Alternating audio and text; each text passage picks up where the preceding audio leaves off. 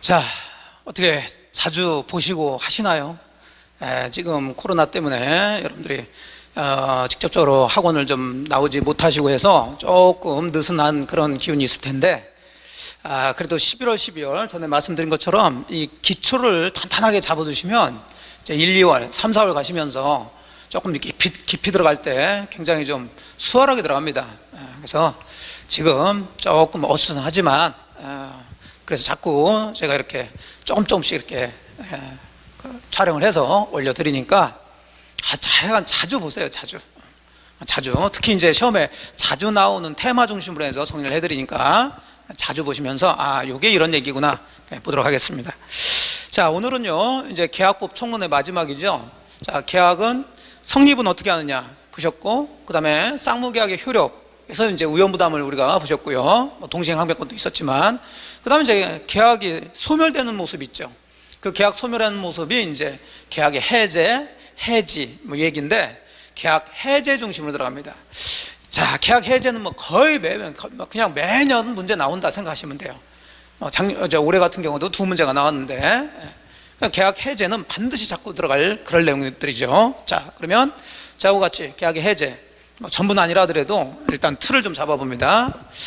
일단 해제의 종류를 좀 보시게 되면, 이 해제는 기본서 할 때 여러분들이 이제 취소하고 좀 차이점은 이제 구별을 하셨는데, 시험 문제에서 해제하고 취소를 구별해봐라 이런 문제는 안 나와요. 그래서 해제하고 취소가 비슷하지만 가장 기본적인 차이점은, 취소는 딱 취소 사유가 법에 정해져 있죠. 마음대로 자기가 기분 나쁘다고 취소하고 그럴 수는 없다고 그랬어요. 그 취소 사유, 제한능력자 법률행위, 그 다음에 착오에 의한 거, 사기강박, 이거죠.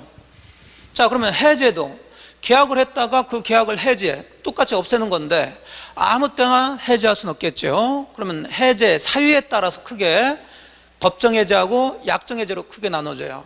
그러니까 취소는 꼭 법에 정해져 있지만 취소 사유가, 해제는 해제 사유가 법에 정해져 있는 것도 있지만 당사자끼리 해제 사유를 약정해 놓을 수도 있어요. 해제는.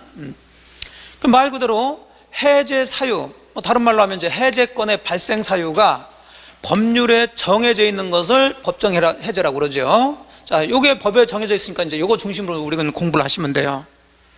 자, 그런데 법률에 규정된 게 아니라 하더라도 당사자끼리 매매 계약을 하면서, 예를 들어서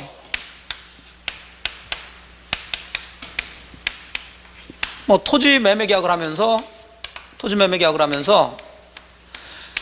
나중에 무슨 일이 일어나면 해제하기로 하자라고 서로 약정을 해놓을 수가 있다는 거죠. 예를 들어서 의뢰한 사람이, 매수인이 토지를 사는데, 자, 그 토지에 건물을 신축하려고 그러는데 건축 허가가 나올지 안 나올지 잘 모르는데 이 토지를 일단 삽니다. 사면서 매수인이 나중에 이 토지에 건축 허가가 나오지 않으면 이 계약은 내가 일방적으로 계약 해제하기로 합시다. 그러니까 가비로 한 사람이 그렇게 하기로 합시다 라고 약정을 해놓고 계약을 하는 거죠. 그래서 나중에 건축 허가 신청했는데 건축 허가가 나오지 않았으면 이제 매수인이, 자, 그런 사유가 발생하면은 일방적으로 해제하기로 약정을 했으니까, 자, 해제할 수 있는 그런 경우를 이제 약정 해제라고 그래요. 그러니까 해제 발생 사유를 당사자가 약정해 놓는 것을 약정 해제라고 그러죠. 그래서 기본적으로 법정 해제하고 약정 해제는, 요건 그 해제권 가진 사람이 일방적으로 해제권 행사하는 거, 그 해제권 행사하는 것을 해제라고 그래요. 자, 일방적으로 해제를 함으로써 그 계약의, 자, 효력이 소멸되는 거, 이걸 해제라고 그러니까 이걸 단독행위라고 그래요. 단독행위.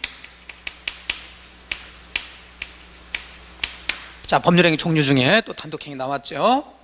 자, 그런데 해제는 꼭 저런 단독행위에 의한 해제만 있는 게 아니라, 자, 갑과 을이 매매계약하고 나중에 하면 해제하기로 하자 그런 약정도 없고 법에 정해진 그런 사유도 발생되지 않았는데, 갑과 을이 나중에 이 매매계약 좀 잘못한 것 같다 해서 갑이나 을이 우리 해제할까요? 라고 청약을 하니까, 자, 상대방이 그렇게 합시다, 나도 잘못 산 것 같으니까 승낙을 함으로써 자, 해제가 되는 이런 게 있는데 이게 바로 합의 해제예요. 그러니까 이 합의 해제라는 것은 양 당사자 중에 일방이 해제 청약을 하고 상대방이 해제에 승낙을 해서 합치가 돼서 성립하는 계약이죠. 계약을 다시 계약으로 해제하는 거예요. 이걸 합의 해제 또는 해제 계약이라고 합니다. 이건 계약이에요, 계약. 자, 법정 해제, 약정 해제는 단독행위이고 합의 해제 또는 해제 계약은 말 그대로 계약이 됩니다. 즉 당사자 합의로 해제하는 것을 합의 해제라고 그래요. 그래서 기본적으로 이제 해제 그러면은 요 단독행위에 해당되는 해제를 얘기하고 그 중에서도 이 법정 해제를 중점적으로 이제 공부를 하시는데, 물론 이 합의 해제도 문제 종종 나오죠. 올해도 이제 요거하고 이쪽에서 두 문제가 이제 나왔는데, 어쨌든 간에 해제 그러면 이렇게 세 가지, 법정 해제, 약정 해제 두 가지는 단독행위다. 어느 일방이 이런 사유가 발생되면은 일방적으로 계약을 해제해버리는 거다. 하지만 또 합의 해제라는 것도 있다. 그건 양 당사자 합의에 의해서 해제되는 하나의 계약이다. 자, 이렇게 정리하시고, 문제는 이제 요 세 개의 해제를 봤을 때 모든 해제의 공통점을 먼저 하나 체크를 하고 들어가자면, 어느 해제를 하든 의사표시를 해줘야 돼요. 나 해제하겠다, 의사표시를 해줘야 된다고요. 자동으로 계약이 해제되는 거 없어요. 취소도 마찬가지죠. 취소도 취소권 가진 사람이 일방적으로 취소라는 의사표시를 했을 때 취소가 되는 거지, 본인이 사기당했는데 기분 나쁘다고 가만히 있으면 그 사기당한 계약은 그대로 유효가 되는 거죠. 나 취소하겠다, 의사표시를 해야 된다고요. 그게 이제 명시적이든 묵시적이든 그건 상관하지 않겠지만, 해제도 마찬가지예요. 그래서 해제 문제에서 뭐가 발생되면 자동으로 해제 효과가 발생한다, 또는 해제 의사표시 없이 해제된다, 이런 얘기 나오면 틀린 얘기가 되는 거예요. 어디서든 의사표시를 해줘야 되고요. 그 다음에 모든 해제를 하게 되면 처음부터 소급해서 계약은 없어지게 돼요. 공통적인 겁니다. 그 외에 이제 조금씩 차이 나는 것들이 있는데, 지금 뭐 차이 나는 것들을 비교할 건 아니고, 그 중에 가장 중심이 되는 법정 해제 중심으로 해서 정리를 좀 하자, 그 얘기죠. 자, 그러면 법정 해제에 대한 얘기를 해봅니다. 그럼 먼저 봐야 될 게, 법정 해제에서는, 자, 법정 해제는 단독행위라고 그랬으니까 단독행위는 항상 그 단독행위 할 수 있는 권리를 가진 사람이 단독 일방적으로 의사표시를 해가지고 법적 효과가 발생하는 거라고 그랬어요.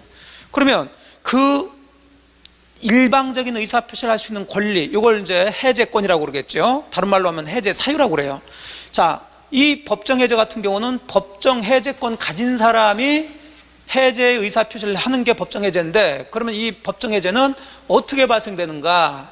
발생 사유, 원인을 봐야 된다는 거죠. 자, 다른 말은 법정 해제 사유를 얘기하는 거예요. 자, 이 법정 해제는 좀 전에 말씀드린 것처럼 그 해제권의 발생 사유가 법에 정해져 있다고 그랬습니다. 법에 정해져 있어요. 그 법에 정해진 거 딱 하나, 채무 불이행이 일어났을 때.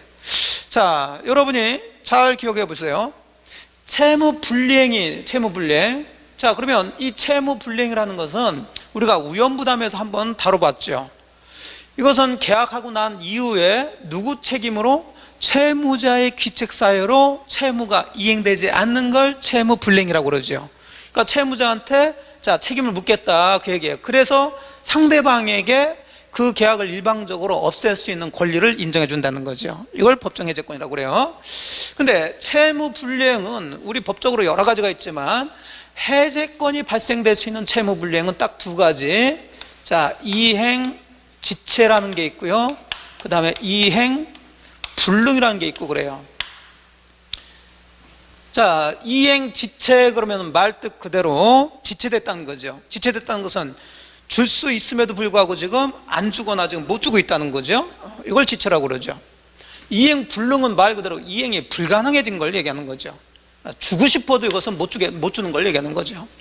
그럼 이런 경우와 이런 경우에 다 해제할 수는 있는데, 그 해제권은 어떻게 해야지만이 발생하느냐? 자, 이걸 기본적으로 따져주는 거예요. 자, 그럼 먼저 이행 지체를 좀 봅시다. 예를 들어서,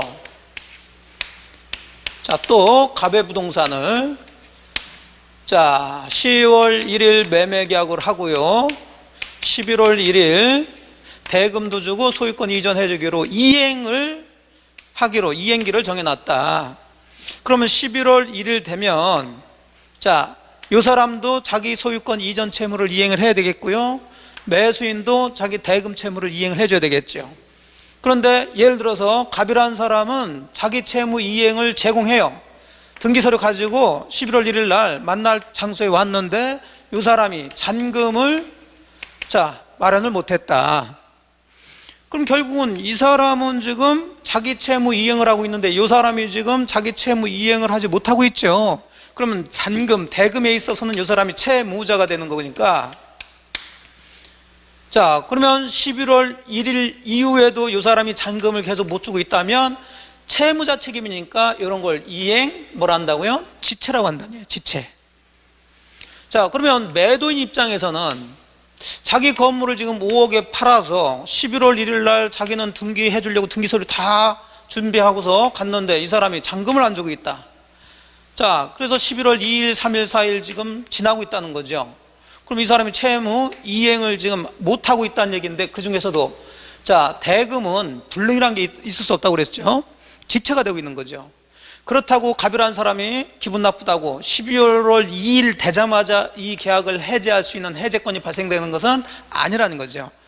이렇게 이행 지체로 인해서 채무 불이행이 일어났을 때는 한 번 정도 채무자한테 기회를 한번 주라 계기죠. 그래서 법에서는 상당 기간을 정해서 이행을 최고하라는 거죠. 최고 또 나왔죠. 독촉하는 거죠. 독촉. 우리가 협의회 무건들에서도 들은 기억이 있죠. 자꾸 이렇게 이제 단어들이 반복이 된다는 얘기죠. 즉 갑이라는 사람이 이 계약을 해제하고 싶다면 얘가 잔금을 안 줬다고 바로 그 다음날 해제할 수 있는 건 아니고 한번 상당 기간을 정해가지고 독촉 한번 하라는 얘기죠. 11월 빨리 10일까지 기다릴 테니까 잔금 준비해서 좀 주시오. 이렇게 최고를 했는데도 불구하고 요 정해놓은 기간 내에 이 사람이 역시 채무를 이행하지 않았을 때 이제 그 해제권이 발생이 되겠죠. 그러니까 최고한다는 거. 근데 최고할 때는 법적으로는 상당 기간을 정해서 이행을 최고해라, 이렇게 정해놓고 있지만 판례는 굳이 꼭 기간을 정하지 않더라도 그 최고는 최고로서 유효하다.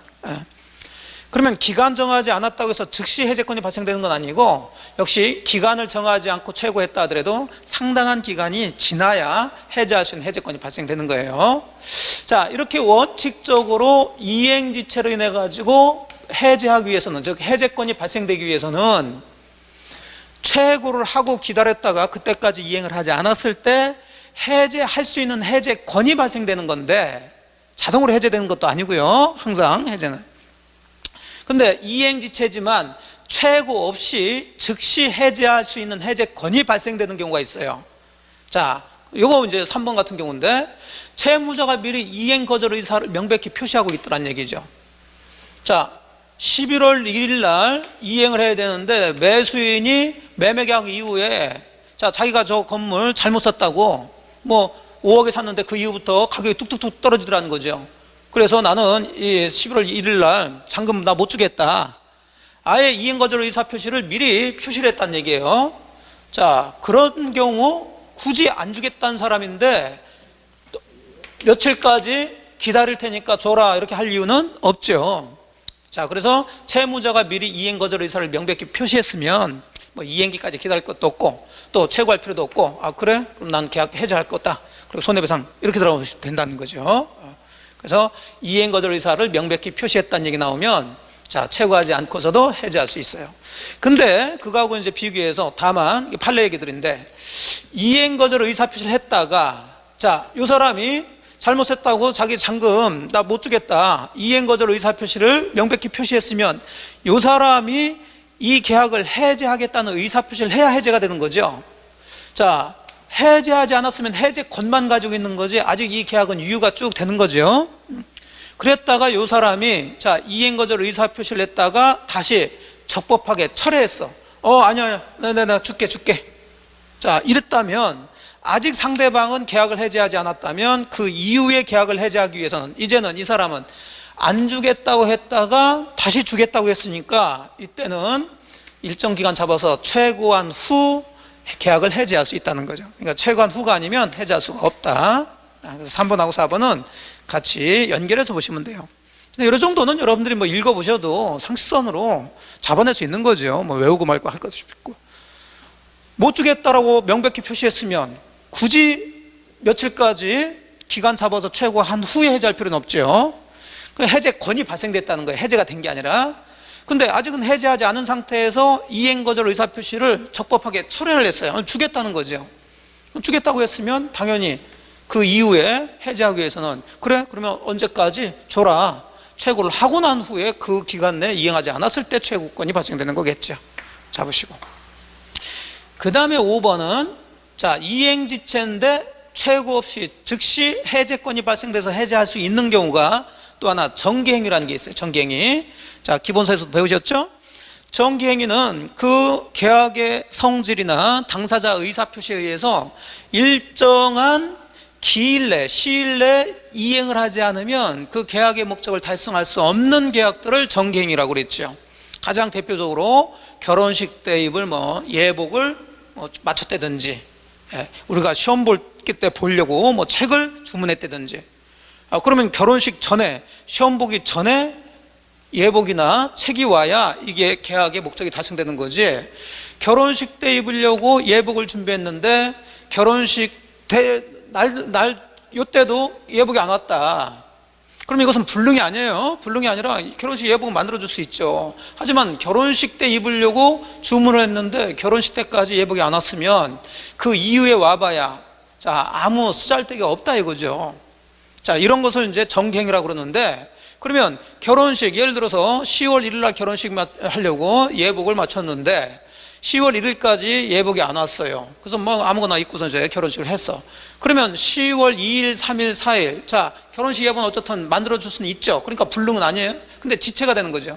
근데 지체지만, 그럼 원래 그러면 그 결혼식을 예복을 주문한 분이 이거 결혼식 때 입으려고 예복 준비했는데 결혼식 날까지 안 왔으니까 이 계약은 없어진 거다, 이렇게 하시면 안 된다는 거죠. 계약은 계속 유지가 되는 거예요. 자꾸 생각을 법적으로 생각하셔야 되죠.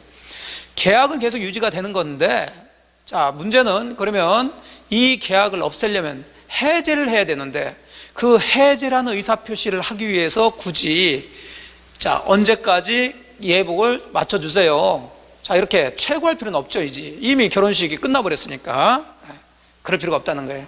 이렇게 정기행위를 일정한 시기에 이행하지 않았으면 상대방은 최고 없이 해제할 수 있는 거지 자동으로 계약이 해제되는 거 아니에요. 자, 이 부분에서 이제 장난을 좀 많이 칩니다.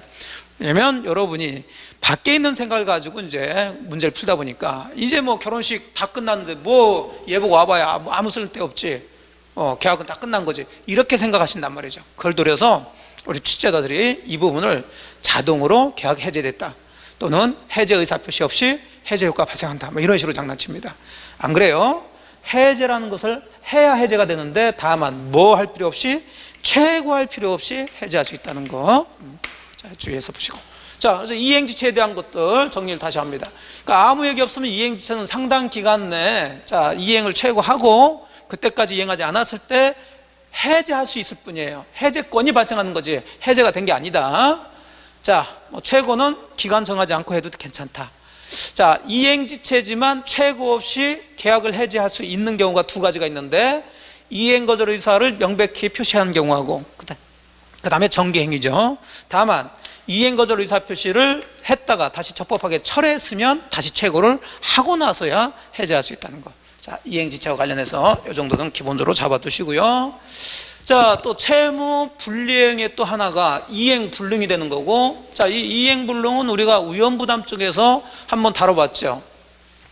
자, 다시 한번 복습하는 입장에서 위험부담 문제는 쌍무계약이 무슨 불능일 때? 후발적 불능일 때. 자, 후발적 불능 중에서도 누구 책임이 아닐 때, 채무자 책임이 아닐 때 위험부담 문제가 생긴다고 그랬어요. 그러면 후발적 불능인데 채무자 책임으로 불능이면 그게 바로 채무 불이행이 돼서 계약 해제하고 연결이 되는 부분이죠. 그 구조 기억나시죠? 자꾸 그런 것들을 도표를 써서라도 아니면 책에다가 써가지고 이쪽으로 나가고 이쪽으로 나가는 거구나, 그런 걸 정리를 하시는 거예요. 그게 공부하시는 거죠. 그러니까 여기서 말하는 이행불능이라는 것은 후발적 불능이고요, 당연히 채무자의 기책 사유로 후발적 불능이 된 것을 얘기하는 거예요. 자, 갑이 11월 1일 날 불능은 항상 부동산 쪽이라고 그랬으니까 이행을 해주기로 했는데 10월 한 20일 정도 돼가지고 자 지금 5억에 을한테 팔았는데 병한테 한 8억에 팔아서 아예 이전 등기까지 해줘버렸다. 그럼 을한테는 11월 1일은 이 건물의 소유권 이전을 못 해주게 되죠. 이미 병한테 이전을 해줘버렸으니까. 그럼 결국 갑의 책임으로 지금 을한테 이행을 못하게 됐으니까 이건 채무자 귀책 사유로 후발적 불능이 된 경우니까 이건 우연부담 문제가 아니라 채무 불이행으로 해서 자 을이 이제 이 계약을 해제할 수 있는 해제권이 발생하는 거죠. 자, 이것도 자동으로 계약이 해제되는 건 아니라는 거예요. 이쪽으로 올 수 없다 하더라도 자, 그런 걸 잘 주의해서 보시는데, 그러면 요 을이라는 사람이 이 계약을 해제하기 위해서 굳이 자 상당 기간 잡아가지고 나한테 빨리 이전해달라, 자 최고할 필요는 없겠죠. 그렇죠? 이행 지체하고는 좀 다르니까 최고 없이 그냥 해제할 수 있는 해제 권이 발생하는 거고요.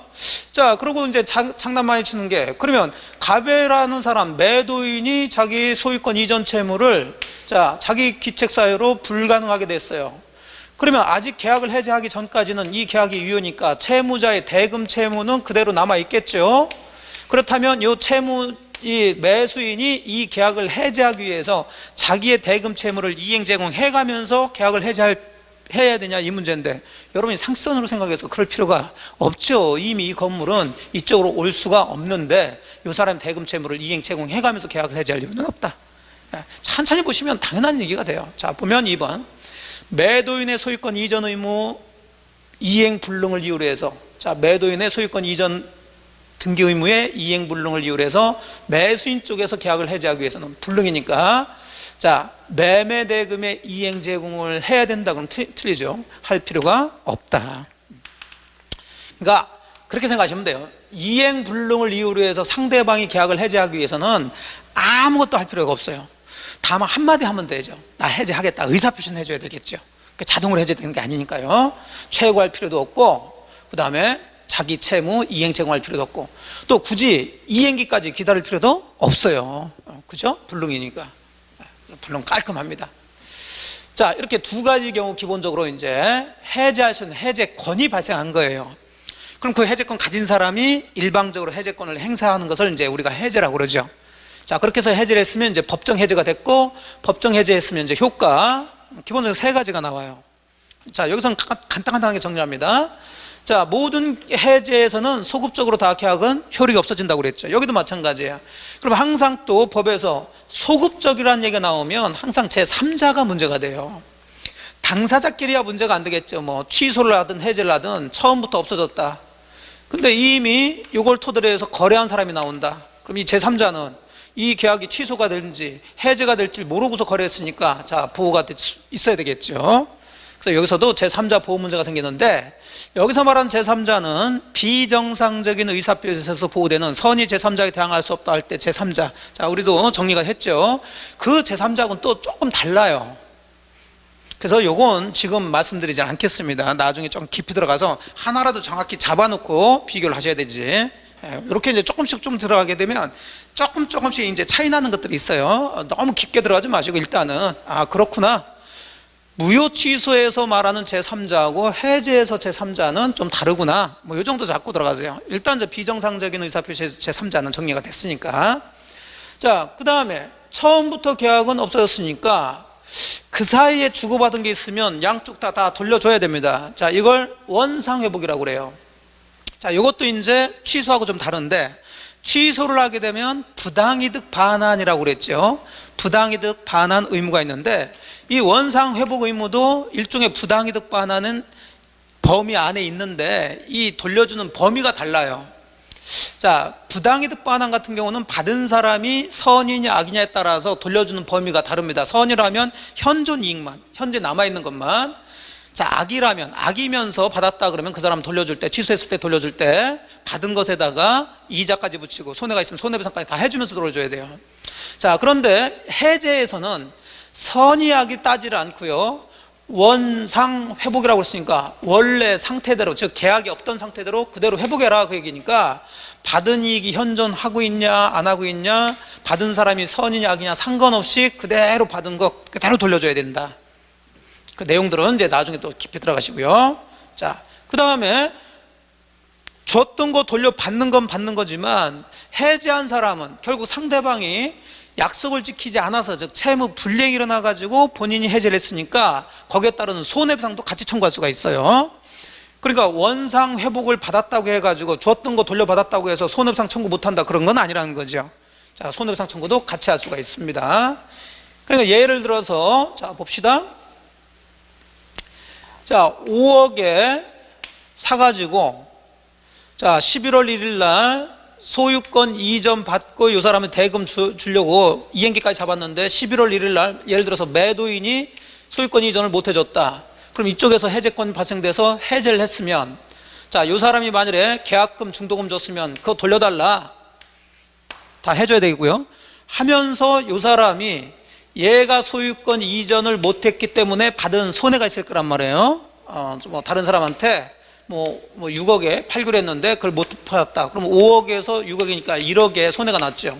자, 그걸 별도로 손해배상 청구 들어갈 수 있다는 거예요. 그 정도 기억을 좀 하시면 되겠네요. 자, 여기까지 이제 계약의 해제에 대한 거, 특히 이제 법정 해제에 대한 것들을 간단하게 정리를 해봤습니다.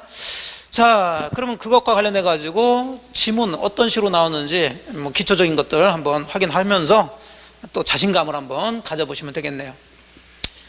자, 1번 보시면 이행의 최고는, 자, 최고 독촉하는 거예요. 반드시 미리 일정 기간을 명시하여 최고하는 것은 아니다, 그렇죠?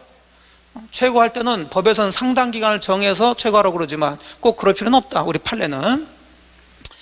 을로부터 부동산 매수한 갑이 매매대금 채무 이행기 전에 그 채무를 이행하지 않을 의사를 명백히 뭐 했나요? 표시했죠. 자, 그러면 아까 이행 거절 의사 표시를 명백히 했으면은 상대방은 뭐 없이요? 최고 없이 계약을 해지할 수가 있다. 오케이. 자, 그런데 3번 당사자 일방이 채무 이행하지 않겠다는 의사를 명백히 표시했다가, 그렇죠, 다시 이행하지 않겠다는 의사를 명백히 표시했어요. 그럼 여기서 끝났으면 자, 상대방은 역시 똑같이 최고 없이 해지할 수 있다고 나와줘야 되는데 이를 적법하게 뭐 했나요? 다시 철회했죠. 그럼 다시 주겠다는 얘기죠. 그러면 상대방은 최고 없이 계약을 해지할 수 있다, 그러면 안 되죠. 이럴 때는 최고한 후 기다렸다가 그때까지 이행하지 않았을 때 해지할 수 있는 거죠. 이해되시죠?